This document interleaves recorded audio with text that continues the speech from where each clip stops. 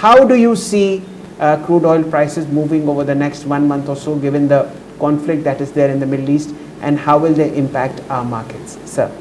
I find that on one side you have got the terrorist group, I think, who has taken over the control and attacked the country, Israel. Uh, and I think the support has come from Iran because I think those extremists are supported by Iran. Now, on this area, I think one is basically looking at very carefully what the equations are setting.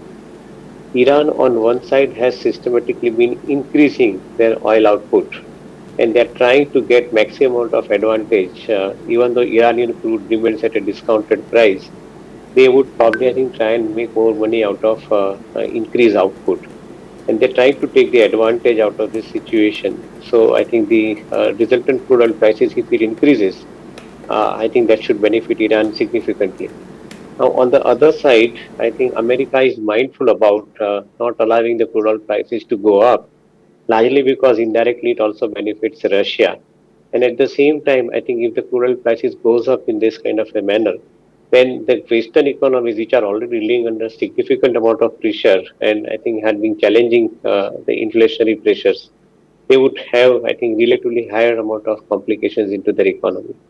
So I think my understanding says that even if a knee-jerk reaction has to come and the crude oil prices has to shoot up because of whatever the tension which has arisen, in my viewpoint, I think the prices are not going to go up beyond the level, including the Saudi Arabia and others who have not participated into this particular attack which has happened.